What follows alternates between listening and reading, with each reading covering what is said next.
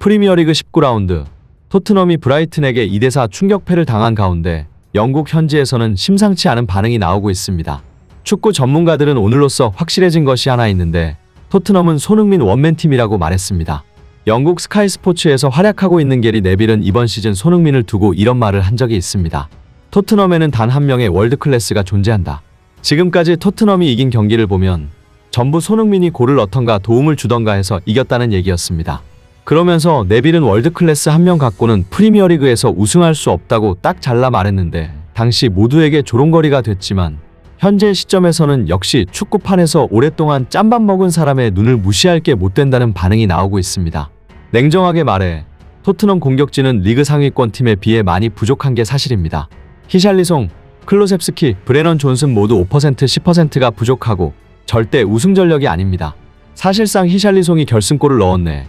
클로셉스키가 몇 골 몇 어시를 기록했네. 이런 경기는 손흥민의 직간접적인 경기 영향력 하에 가능했던 것이고 몇몇 축구 전문가들은 앞으로 손흥민 없이 토트넘 공격진들이 어떻게 하는지 지켜보면 그것이 바로 토트넘의 현실이 될 것이라고 얘기했습니다.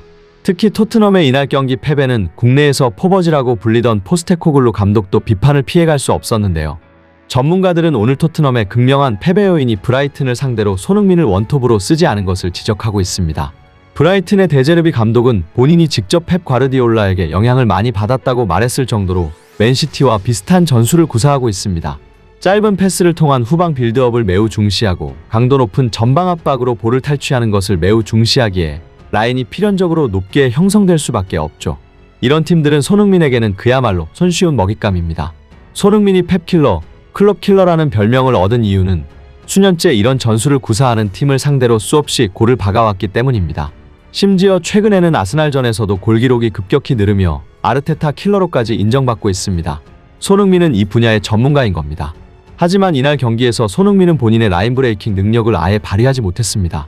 혼자의 능력으로 상대 수비 라인을 파괴할 수 있는 능력이 있는데도 불구하고 측면에서 컷백 머신이 되어야만 했습니다. 오죽하면 어느 축구팬은 토트넘은 대포가 있는데 그것을 방치하고 칼을 들고 싸웠다라는 표현을 하기도 했습니다. 이러한 이유 때문에 브라이튼전 경기 후 포스테코글루의 부족한 전술 유연성이 도마 위에 올랐습니다. 손흥민 대신 원톱 공격수로 나선 히샬리송의 활약은 다소 충격적이었습니다. 최전방 원톱으로 나서 많은 득점 기회를 날렸습니다.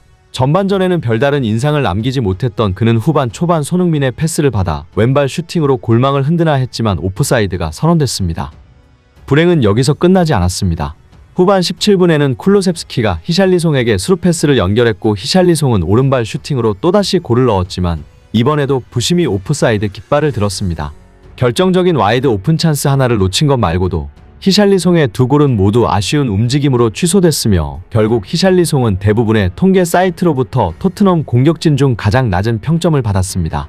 몇몇 전문가들은 히샬리송은 순수한 골 결정력도 손흥민에 비하면 턱없이 부족한데 애초에 더 근본적인 문제는 오프 더 볼, 즉 오프사이드 트랩을 피해 라인을 파괴하는 능력이 하늘과 땅 차이라고 지적했습니다. BBC에서 활동하는 전문가 닐 윅은 이렇게 말했습니다. 통계적으로 선수들은 보통 90분간 평균적으로 약 3분 정도 공을 소유한다고 말한다. 그렇다면 여기서 얻어지는 가장 중요한 결론은 바로 이것이다.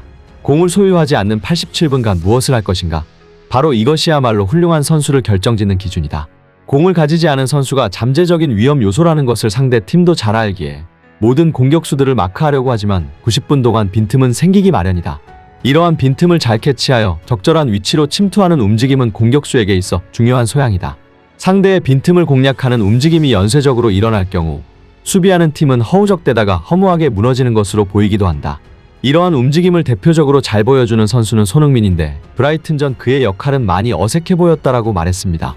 히샬리송은 오프사이드 머신이라고 불릴 만큼 오프 더 볼 능력의 하자가 있고 손흥민은 이 분야의 전문가인데 브라이튼전 손톱 전술을 가동하지 않은 것은 터무니없는 판단 미스라는 얘기죠. 일부 팬들은 손흥민도 아스톤빌라전 3개의 오프사이드에 걸리지 않았나라고 반문할 수도 있는데 아스톤빌라전의 경우에는 감독이 직접 인정하기도 했듯이 손흥민의 문제가 아니라 패스 타이밍의 문제였습니다.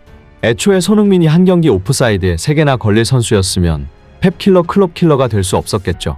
게다가 간헐적인 손흥민 원톱을 상대해 본 바 있는 브라이튼의 밀러가 선수 입장에서 히샬톱 손톱을 비교한 인터뷰가 화제가 됐는데요. 경기 후 컨퍼런스 인터뷰에 나선 밀러는 승리 소감을 묻는 기자의 질문에 당연히 손흥민이 원톱으로 나올 줄 알았는데 그러지 않아서 다행이라는 취지의 인터뷰를 했습니다. 경기 전 감독님은 토트넘전의 핵심은 최전방 공격수 손흥민의 움직임을 막는 것이라고 말했다. 만약 팀 전체가 손흥민의 움직임에 흔들린다면 우린 주도권을 내줄 것이라고 했다. 우린 벌리전 비디오를 분석했다.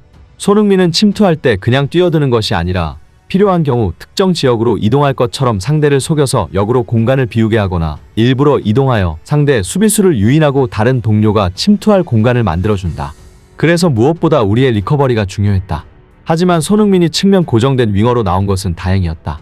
그가 스트라이커로 다시 포지션을 옮기고 경기 종료 15분 전까지 힘든 싸움을 했지만 그 전까지는 우리가 내 골을 넣으며 좋은 흐름을 잡아갈 수 있었다. 손흥민의 움직임을 견제할 필요가 없어지자 리커버리에 집중하지 않아도 침착하게 우리의 페이스를 유지했다. 전체적으로 토트넘의 공격은 위협적이지 못했고 우리가 더 나은 경기를 했기에 이길 수 있었다고 생각한다라고 말했습니다. 밀러의 인터뷰에 토트넘 팬들이 극공감을 하는 기현상이 벌어졌는데요. 토트넘 팬들은 리버풀 시절 손흥민을 상대해본 밀러는 그것을 뼈저리게 느꼈을 것이라며 모든 축구 팬들도 알고 상대의 선수도 아는 사실을 포스테코글루만 모르고 있었다. 손흥민이 원톱에 있는 것만으로 브라이튼은 엄청난 심리적 압박감을 느꼈을 것이다. 그런데 그들은 손흥민의 위치를 확인하고 매우 편하게 축구했을 것이다. 콘테 시절의 축구가 생각났다와 같은 반응을 보였습니다. 실제로 후반 19분 히샬리송이 교체되고 손흥민 원톱으로 바뀌자 토트넘은 급격히 살아나는 페이스를 보였는데요. 후반 36분 쿨루셉스키가 전방 압박을 통해 공을 끊어냈고 손흥민이 잡았는데 슈팅 대신 좋은 위치에 있는 벨리스를 확인 후 패스를 선택했고 벨리스가 마무리하며 마네골을 넣었습니다. 주장 손흥민의 맹활약 하에 토트넘은 끝까지 포기하지 않았고 마네골을 터뜨린 지 4분 후에 데이비스가 헤더로 추가골을 넣었습니다. 후반 추가 시간은 9분이 주어졌고 토트넘 선수들은 이 경기를 잡을 수 있다는 마음가짐으로 맹공을 이어나갔는데요. 비록 2대4로 패배했지만 일방적인 점수차로 끝날 것 같았던 경기가 앞을 알 수 없는 치열한 승부로 흘러가며 명승부를 만들어냈습니다. 한 가지 신기한 것은 이날 경기 히샬리송이 빠지고 손흥민이 다시 원톱으로 가자 토트넘의 전방 압박부터 달라졌다는 것인데요. 전반전 토트넘은 제대로 된 압박부터 되지가 않아 시작부터 삐걱댔고 최대한 빠르게 달라붙어서 패스가 잘 못 나가게 해야 되는데 상대가 편하게 패스할 때까지 방해를 못하는 장면이 계속 나왔습니다. 이것은 스피드의 차이인데 히샬리송이 전방 압박 시 손흥민만큼의 스피드를 낼 수 없기 때문에 애매한 압박이 되는 거고 그만큼 역습에 당해서 골 먹힐 확률이 높아지는 것이죠. 손흥민은 대인 수비나 인터셉트 같은 기본 수비 능력치가 훌륭한 수준이라고 볼 수 없지만 빠른 발로 골키퍼를 압박하는 스피드는 발군이고 이걸로 이번 시즌 재미를 많이 봤습니다. 지난 노팅엄전 클루셉스키의 천금 같은 추가골도 바로 손흥민의 골키퍼 압박으로부터 나왔고 스카이 스포츠에서 활동하는 캐러건은 클루셉스키는 손흥민에게 고마워해야 한다고 말했을 정도이죠. 손흥민은 경기가 끝난 후 의미심장한 인터뷰를 했는데요. 그는 국내 취재진과의 인터뷰에서 이렇게 말했습니다. 브라이튼이 골을 넣기 전에 우리는 좋은 압박을 할 수 있었고 더 잘할 수 있는 몇 가지 기회가 있었다.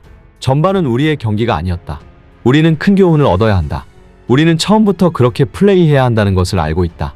프리미어리그의 모든 팀은 쉬운 상대가 없기 때문에 매 경기 마지막 15분처럼 플레이하지 않는다면 우리는 고전할 것이다. 오늘의 경기는 큰 경각심을 불러일으켜야 한다. 라고 설명했습니다. 당연히 허무맹랑한 추측이지만 어떻게 보면 한편으로는 손흥민이 마치 프리미어리그를 처음 경험하는 포스테코글루 감독에게 전하고 있는 메시지 같기도 한데요. 부디 다음 경기에는 전술적 유연성을 보여주며 승리를 거둘 수 있길 바라며 영상 마치겠습니다. 바쁘시더라도 구독과 좋아요 한 번은 영상 제작에 정말 큰 힘이 됩니다. 감사합니다.